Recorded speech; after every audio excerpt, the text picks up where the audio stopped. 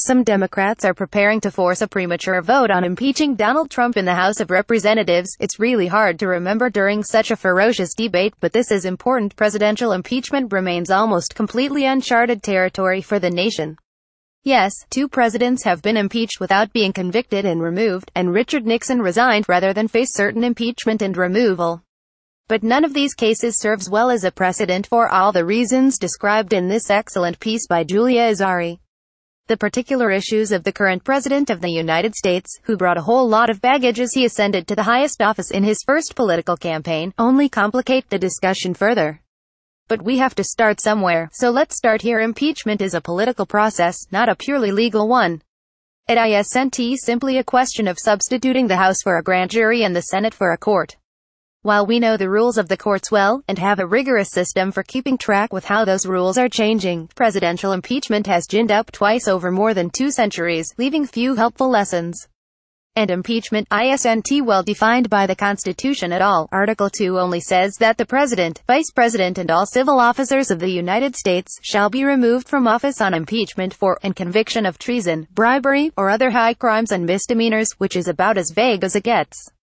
Article 1 doesn't help. It sets up the House as the chamber which brings impeachment proceedings, and the Senate as the body to try impeachments, but that's about it.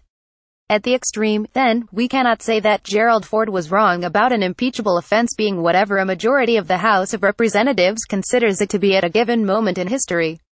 On the other hand, most Americans believe that impeachment over something minor would represent an abuse of power by Congress. What's clear is that impeachment is not enforcement of the criminal code by other means.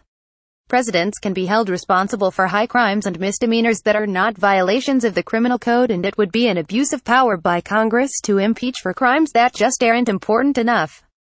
That was one reason many believed the impeachment of Bill Clinton, specifically over perjury about an affair, was an abuse. The charges of obstruction of justice were, in my view, at least important enough had the evidence been less fanciful. By the same token, members of Congress vote to impeach and convict for reasons that are not limited to what the members of a grand jury or a trial jury would properly consider. Political factors are fair game as well. What's the difference by leaving it up to politicians? The framers decided that politics would be the overwhelming force behind the impeachment process, so it's not surprising or wrong that partisanship matters, or that members of Congress may be influenced by public opinion polls about the president, and about the grounds of impeachment, elements that would be entirely inappropriate for a judicial proceeding, but are the inherent nature of a process that invites politicians to be involved. Trump's approval numbers are the worst by a good deal for any first-year president, but he's still quite a bit more popular than Richard Nixon was in 1974, or than several other presidents were at their low points. It's not just electoral politics, either. Blatant horse trading over a presidential impeachment might be a bridge too far, but politicians are going to take into account how impeachment will affect policy outcomes and how influence is distributed within the political system. They would certainly take into account, for example, who the vice president is and how things would change within this instance Mike Pence in the Oval Office, when Trump, who has governed as an extreme partisan, has made few if any friends among Democrats. Nor does he have many Republicans who believe they owe their jobs to him. After all, Republicans lost House seats in the 2016 election.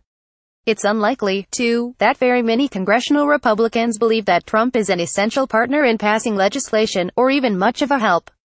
Those weak ties are serious risk factors for him that aren't a driving force in Special Counsel Robert Mueller's probe. Another way to look at it, then, is that there is a large range of presidential misbehavior that would fall into the range of legitimate impeachment, and that the evidence so far puts Trump squarely in the middle range. He's committed more than enough abuse of power and obstruction of justice, and as Republican Senator Richard Burr told Politico earlier this week, members of Congress are unlikely to buy the preposterous theory that presidents cannot commit obstruction to make impeachment legitimate, but safely below the line at which the evidence would cry out for the House and Senate to act. In these situations, Congress' decision on whether to act will be based on some combination of how grievous the president's actions have been and the political context faced by each member of the House and Senate. Why, then, the veneer of judicial proceedings if it's really about politics? For at least 2 good reasons. One is that facts matter, and members of Congress, many of them lawyers, believe that judicial-like procedures are a good way to get at the truth.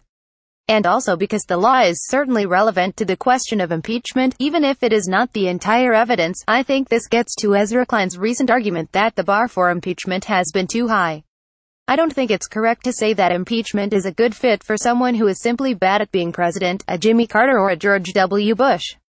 It's also a flat-out abuse of power if, in cases of divided control, a House majority chooses to impeach simply because they don't like the president of the other party and to force the Senate to conduct a trial and acquit on the same partisan grounds. Indeed, that's really the story of the Clinton impeachment.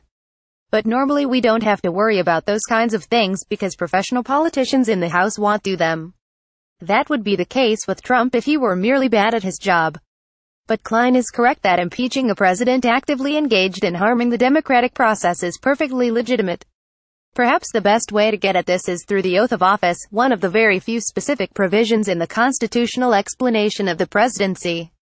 They swear to faithfully execute the office of President of the United States and to preserve, protect, and defend the Constitution of the United States.